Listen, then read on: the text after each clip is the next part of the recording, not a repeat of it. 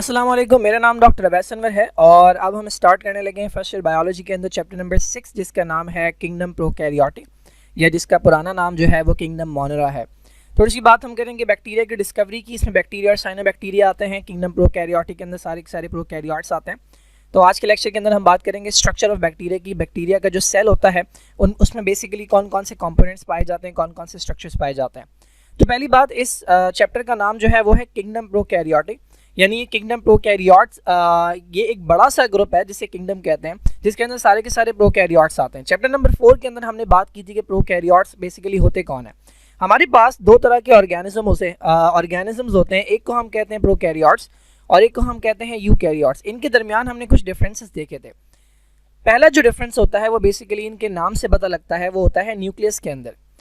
जो न्यूक्लियस, जिनके पास true nucleus होता है, जिनके पास प्रॉपर न्यूक्लियस होता है, वो यूकैरियोट्स कहलाते हैं, और जिनके पास प्रिमिटिव न्यूक्लियस होता है या हम कहते हैं न्यूक्लियस होता ही नहीं है, ये कहलाते हैं हमारे पास प्रोकैरियोट्स।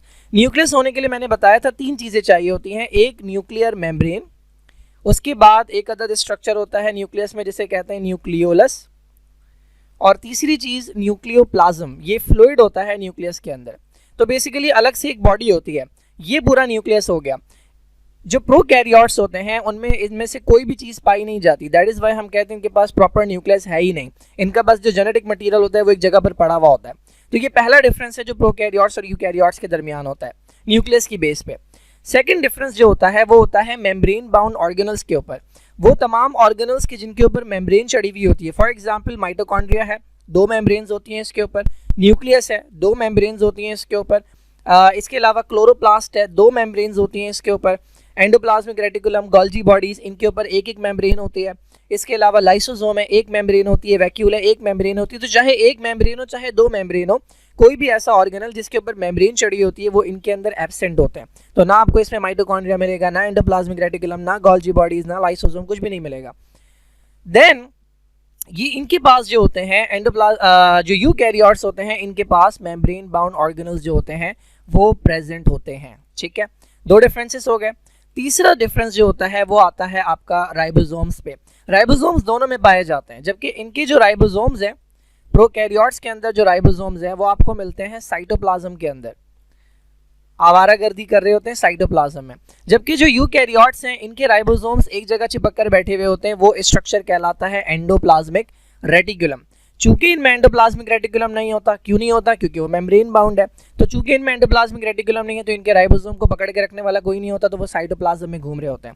इनके राइबोसोम एंडोप्लाज्मिक रेटिकुलम पर पड़े होते हैं।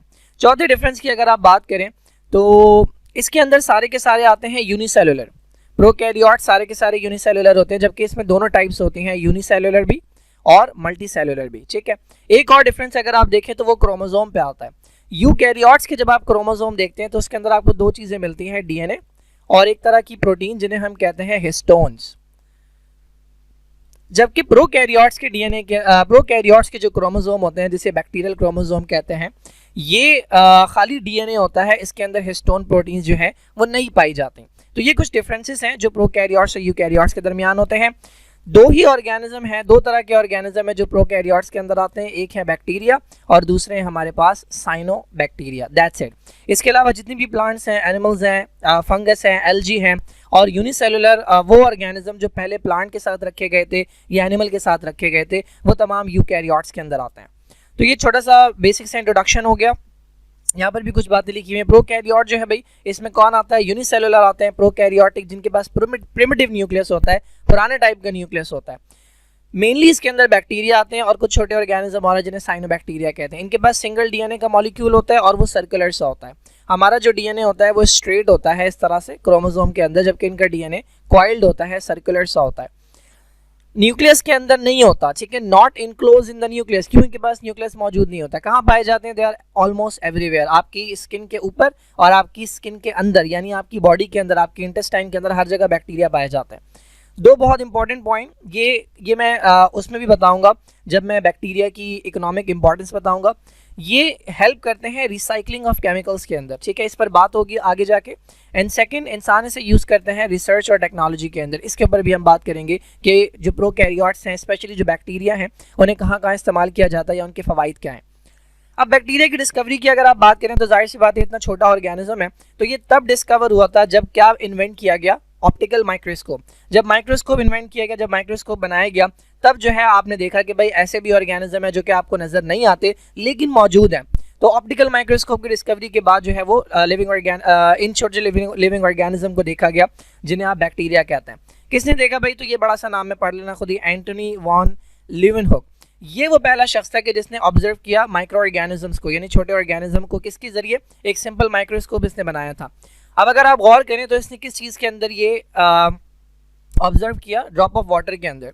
जहाँ तक मुझे याद है तो रेन ड्रॉप जो है उसके अंदर इसने, बारिश के पानी, हमारे यहाँ बारिश होती है तो आप लोग क्या करते हैं, हम लोग क्या करते हैं, फजूल जो है वो कामों में लग जाते हैं, जलेबियाँ ले आते हैं, समोसे ले आते हैं, ठीक है। ये वो शख्स था कि जिसने जब पानी देखा तो उसे जो है इसने ऑब्जर्व किया।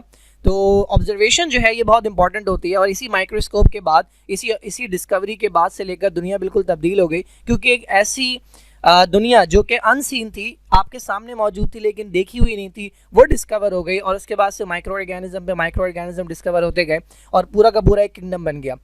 इसके बाद आपने देखा पिछले चैप्टर के अंदर हमने देखा था कि लाइट माइक्रोस्कोप से जो नहीं दिखा था वो फिर आपको नजर आया इलेक्ट्रॉन माइक्रोस्कोप से। तो अभी भी हमें नहीं पता, ऐसी बहुत सारी चीज़ें हो सकती हैं जो कि हमारी आंखों के सामने मौजूद हों लेकिन हम उन्हें देख नहीं सकते हो। क्यों नहीं देख सकते हो? क्योंकि हमारे पास प्रॉपर इंस्ट्रूमेंट नहीं है। And this is one of the reason why we can't see God. बहुत सारे जो एथियस्ट हैं वो ये आर्ग्यू करते हैं कि भाई अगर खुदा है तो हम देख क्यों नहीं सकते।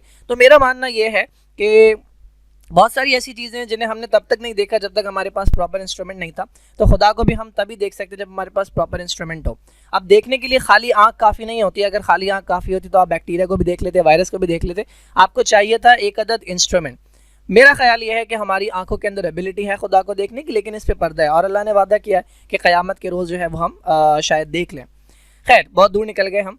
तो एंटनी वॉन लीवेनहुक ने जब ये डिस्कवर किया तो उसके बाद इसने आर्टिकल्स भी लिखे। उसमें से एक आर्टिकल जो पब्लिश हुआ था उसमें प्रॉपर डिस्क्रिप्शन लिखी हुई थी बैक्टीरिया की। तो ये भाई साहब वो हैं कि जिनको क्रेडिट जाता है बैक्टीरिया की डिस्कवरी का। बेसिकली हमने बात करनी है इस लेक्चर के अंदर स्ट्रक्चर ऑफ बैक्टीरिया की। तो बैक्टीरिया को कहा जाता है they are smallest and simplest living organism. अब आप कहेंगे कि इससे छोटा तो वायरस भी होता है, तो भाई बात हो रही है लिविंग ऑर्गेनिज्म की।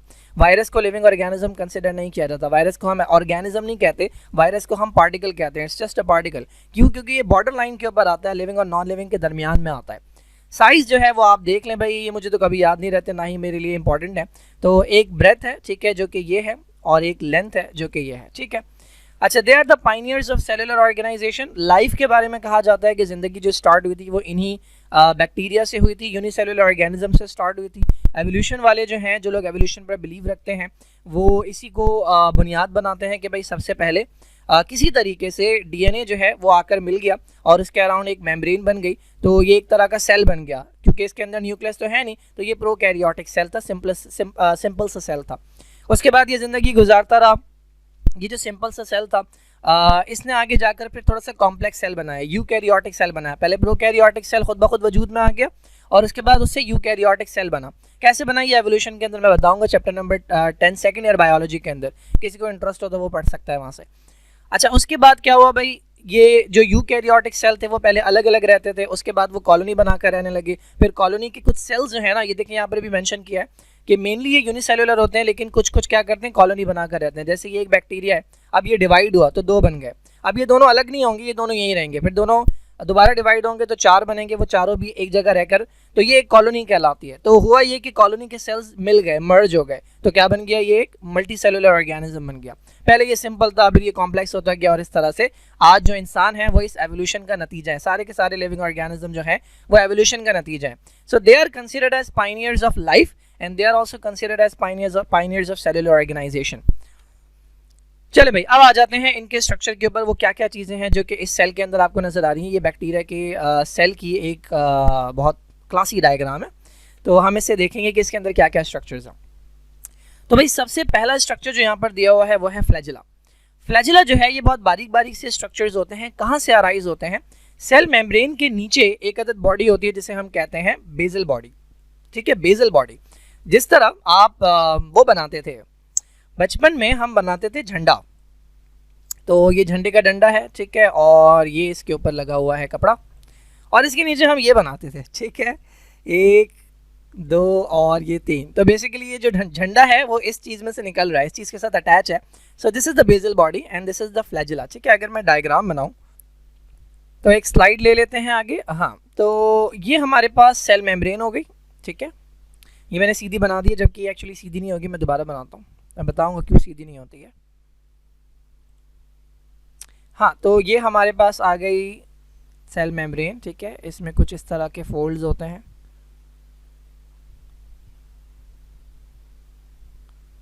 ये सेल मेम्ब्रेन है। ठीक है, इसके अंदर सेल मेम्ब्रेन के नीचे ये सर्कुलर सा जो स्ट्रक्चर आपको नजर आ रहा है, this is the basal body.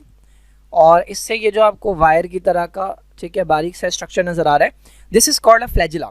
और ये जो फ्लैजिला है ये एक तरह की प्रोटीन से मिलकर बना होता है, जिसे हम कहते हैं फ्लैजिलिन। जिस तरह से आपके बाल होते हैं ना, तो बालों के अंदर एक तरह की प्रोटीन होती है जिसे हम कहते हैं केराटिन। बिल्कुल इसी तरीके से फ्लैजिला जो है उसके अंदर फ्लैजिलिन प्रोटीन पाई जाती है। इसके अंदर कोई माइक्रोट्यूब्यूल मौजूद नहीं होता। चैप्टर नंबर 4 के अंदर आपने माइक्रोट्यूब्यूल पढ़ा है। सर्कुलर से स्ट्रक्चर्स जो होते हैं ये माइक्रोट्यूब्यूल्स आपके सेंट्रियोल में पाए जाते हैं, जिससे स्पिंडल फाइबर बनते हैं। लेकिन इस फ्लैजिला के अंदर सिर्फ और सिर्फ फ्लैजिलिन प्रोटीन है जो कि अमाइनो एसिड से बनी होती है, लेकिन इसके अंदर कोई भी माइक्रोट्यूब्यूल नहीं पाया जाता।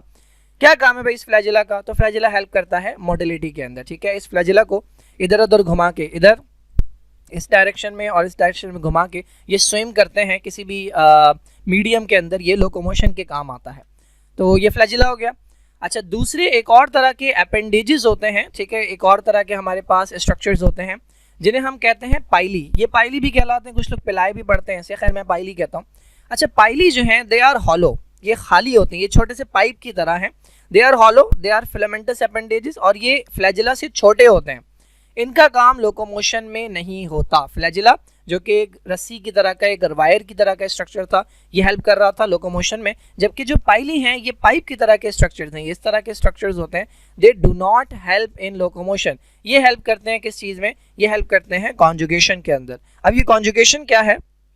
कॉन्जुगेशन बेसिकली एक ऐसा प्रोसेस होता है जिसमें एक बैक्टीरिया दूसरे बैक्टीरिया को गिफ्ट देता है। ये हमारे पास एक बैक्टीरिया हो गया, ठीक है, और ये हमारे पास दूसरा बैक्टीरिया हो गया। ये बैक्टीरिया का मेन डीएनए है, ठीक है, इसके पास भी ये मेन डीएनए है। एक बैक्टीरिया के पास होता है एक्स्ट्रा डीएनए, ठीक है, ये सर्कुलर सा जो आपको डीएनए नजर आ रहा है, इसके लिए वर्ड यूज होता है प्लाज्मिड। ठीक है, दिस इज द प्लाज्मिड। इस बैक्टीरिया के पास ये प्लाज्मिड मौजूद नहीं है। तो ये बैक्टीरिया जो है ये हातिम ताई बनता है, और ये क्या करता है, एक पाइप के जरिए, इसके पास भी ये पाइप होता है, इसके पास भी ये पाइप होता है, ये अपने दोनों पाइप जो हैं वो कनेक्ट करते हैं, ठीक है, और ये एक तरह का ब्रिज बन जाता है, ठीक है, एक तरह का कनेक्शन बन जाता है, और इसके थ्रू ये क्या करता है, अपना प्लाज्मिड इसके साथ शेयर करता है, तो ये प्लाज्मिड दोनों के पास आ जाता है। ये प्रोसेस के जिसके अंदर डायरेक्टली जेनेटिक मटेरियल जो है एक बैक्टीरिया से दूसरे बैक्टीरिया में जाता है, ये प्रोसेस कहलाता है कॉन्जुगेशन, और इसमें हेल्प करते हैं पाइली। ठीक है, तो ये जो आपको नजर आ रहे हैं सर्कुलर से स्ट्रक्चर निकल रहे हैं पाइप की तरह के, दीज आर पाइली। ठीक है, बस ये दो बना रहा हूं मैं। ओके, दो हो गए। अच्छा, अब आ जाएं थर्ड स्ट्रक्चर के ऊपर, दैट इज कैप्सूल।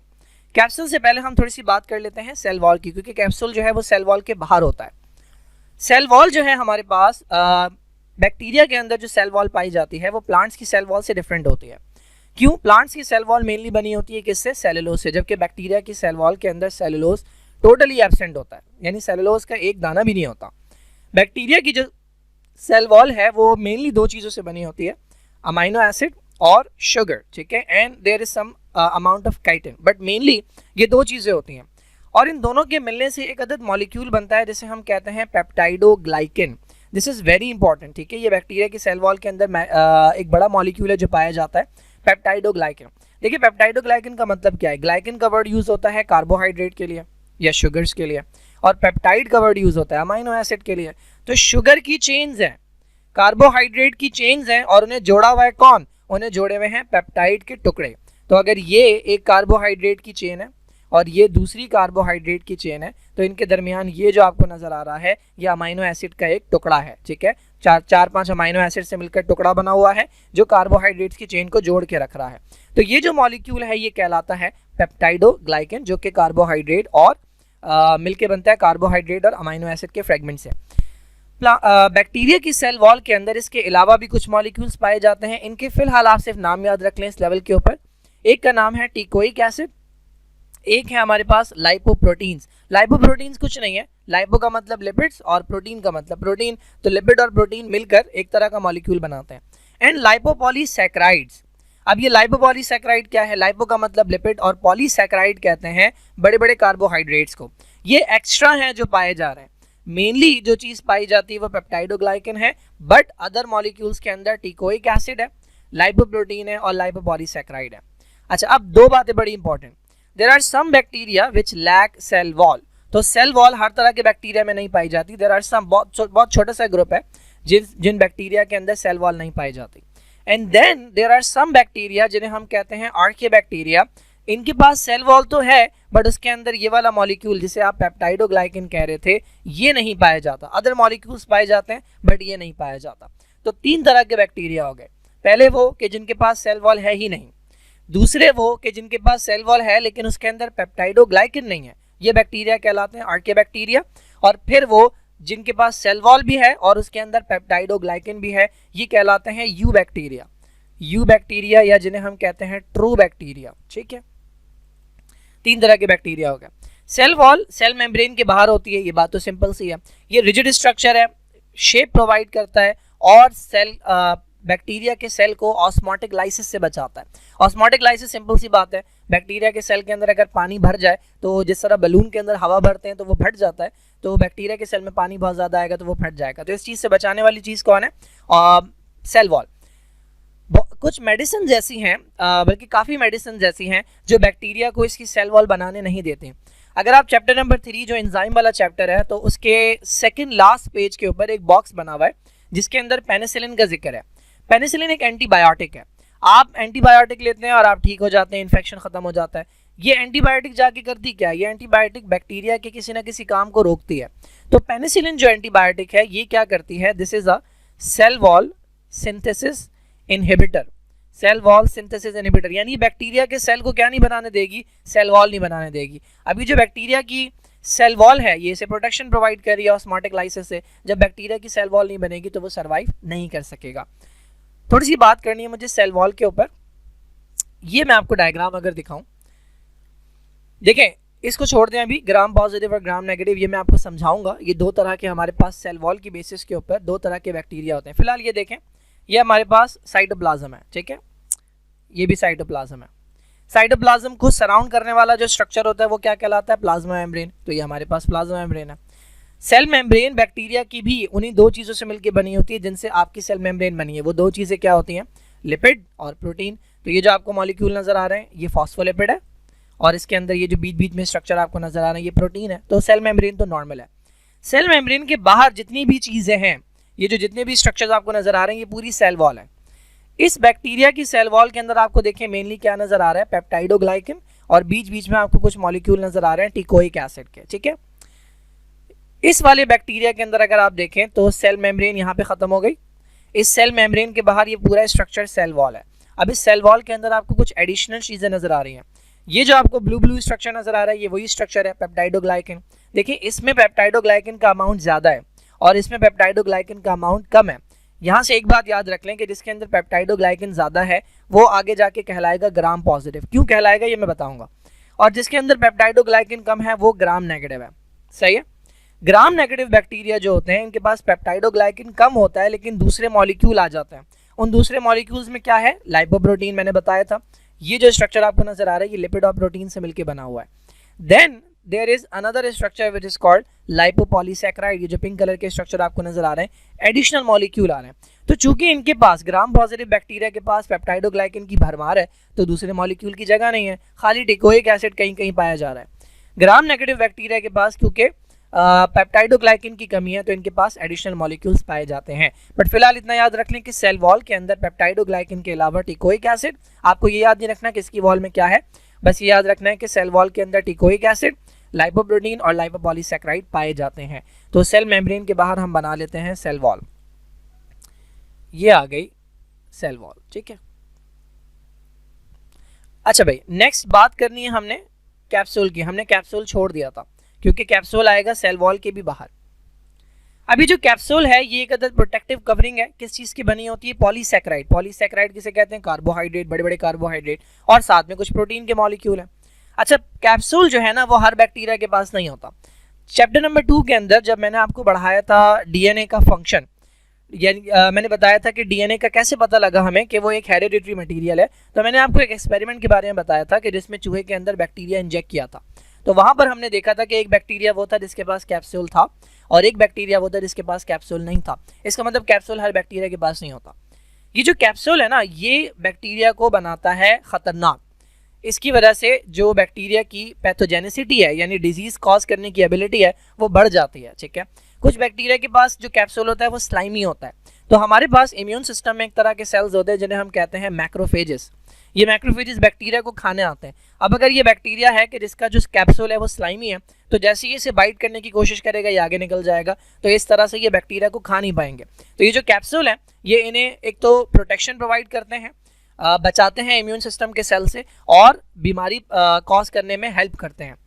तो कैप्सूल जो है ये इसके ऊपर पाया जाता है, सेल वॉल के भी ऊपर पाया जाता है। किसी और कलर से बना देते हैं इसे। ये हमारे पास आ गया कैप्सूल। ठीक है, हम सपोज कर लेते हैं इस बैक्टीरिया के पास कैप्सूल है। अच्छा भाई, ये हो गई कुछ चीजें। अब आ जाते हैं बाकी स्ट्रक्चर्स के ऊपर। सेल मेम्ब्रेन, सेल मेम्ब्रेन हम पहले ही बता चुके हैं। सेल मेम्ब्रेन सबसे अंदर होती है, सेल वॉल के अंदर। अच्छा, सेल मेम्ब्रेन जो है वो सेल वॉल से कहीं कहीं पर अटैच होती है, इसमें कुछ होल्स होते हैं, दैट्स नॉट इंपॉर्टेंट। किस चीज़ से बनी होती है? जिससे हमारी सेल मेम्ब्रेन बनी होती है, लिपिड्स और प्रोटीन। कौन सा लिपिड होता है? फॉस्फोलिपिड। ठीक है, फॉस्फोलिपिड पाया जाता है जो कि इस तरह के स्ट्रक्चर्स होते हैं। ये एक लेयर होगी और फिर इससे इसके सामने उल्टी दूसरी लेयर होगी। तो ये फॉस्फोलिपिड ये हमारी सेल मेम्ब्रेन में भी और बैक्टीरिया की सेल मेम्ब्रेन में भी पाया जाता है। सेल मेम्ब्रेन मैंने आपको बताया था कहीं कहीं से फोल्ड हुई हुई थी। ये जो फोल्ड्स है ना, ये कहलाते हैं मीजोजोम्स। अगर मैं दोबारा दिखाऊं आपको, ये जो सेल मेम्ब्रेन कहीं कहीं से फोल्ड हुई हुई है, ये जो इन्वेजिनेशंस है डिफरेंट शेप्स की, ये कहलाते हैं मीजोजोम, और इनका बड़ा इंपॉर्टेंट फंक्शन है।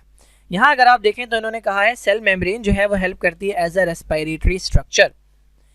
क्यों? क्योंकि माइटोकॉन्ड्रिया के अंदर क्या होता है? एब्सेंट होता है। तो सेल मेम्ब्रेन एक्ट कर रही है एज अ रेस्पिरेटरी स्ट्रक्चर। तो पूरी सेल मेम्ब्रेन एक्ट नहीं करती, बल्कि सेल मेम्ब्रेन के अंदर जो फोल्ड्स हैं जिन्हें आप कहते हैं मीजोजोम्स, ये बिहेव करते हैं as a respiratory structure. And ना सिर्फ रेस्पिरेटरी स्ट्रक्चर, इनके और भी फंक्शंस हैं। These are इन्वेजिनेशंस। इन्वेजिनेशन का मतलब अंदर की तरफ गई हुई मेम्ब्रेन यहाँ से। ठीक है, मीजोजोम्स जो हैं वो डिफरेंट शेप्स के होते हैं। वेसिकल की फॉर्म में हो सकते हैं, ट्यूब की फॉर्म में हो सकते हैं, लेमिली शीट की फॉर्म में हो सकते हैं। इस फॉर्म में क्या फंक्शन है इसका? डीएनए की रेप्लिकेशन में काम आते हैं, यानी डीएनए कॉपी करने के। सेल की डिवीजन में हेल्प करते हैं, रेस्पिरेशन में हेल्प करते हैं, और एंजाइम्स की एक्सपोर्ट में हेल्प करते हैं। सवाल यह है कि ये क्यों हेल्प कर रहे हैं या कैसे हेल्प कर रहे हैं। देखिए, रेस्पिरेशन ये वाला फोल्ड कैसे कर सकता है? माइटोकॉन्ड्रिया जो होता है उसके अंदर एंजाइम्स मौजूद होते हैं जिनका काम होता है रेस्पिरेशन। रेस्पिरेशन का मतलब क्या है? Break down of food to produce energy. जो एंजाइम ये काम करते हैं वो हमारे अंदर माइटोकॉन्ड्रिया में है। अगर आप उन्हें माइटोकॉन्ड्रिया से निकाल कर बिठा दें यहाँ पे, अगर उन एंजाइम को मैं बिठा दूँ यहाँ पे, जो इलेक्ट्रॉन ट्रांसपोर्ट चेन होती है या जो क्रैब साइकिल होती है, अगर वो मैं यहाँ लगा दूँ तो यहाँ पर रेस्पिरेशन होने लगेगी। कोई बड़ी बात नहीं है इसके अंदर। सिमिलरली डीएनए रेप्लिकेशन, अगर रेप्लिकेट करने वाले जो एंजाइम है वो अगर मैं यहाँ बिठा दूँ या वो यहाँ से प्रोड्यूस होने लगे तो कोई अलग बात नहीं है कि यहाँ से डीएनए की रेप्लिकेशन में हेल्प मिलेगी। Similarly export of enzymes, enzyme की एक्सपोर्ट के अंदर यहाँ से हेल्प मिल सकती है। गोल्जी एपरेटस इसके पास होता नहीं है तो पैकेजिंग यहाँ से हो सकती है।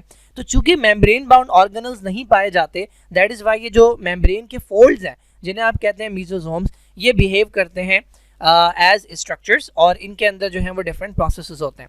आगे जाकर आप देखेंगे साइनोबैक्टीरिया। साइनोबैक्टीरिया के अंदर जो पिगमेंट्स होते हैं जिनकी वजह से उनका कलर आता है। देखिए, प्लांट्स के अंदर जो पिगमेंट्स होते हैं वो पाए जाते हैं प्लास्टिड के अंदर। चूँकि इनके पास साइनोबैक्टीरिया के पास जो बैक्टीरिया की तरह ही होते हैं, चूँकि इनके पास प्लास्टिड नहीं होते तो इनके पिगमेंट्स भी आपको यहाँ मिलेंगे।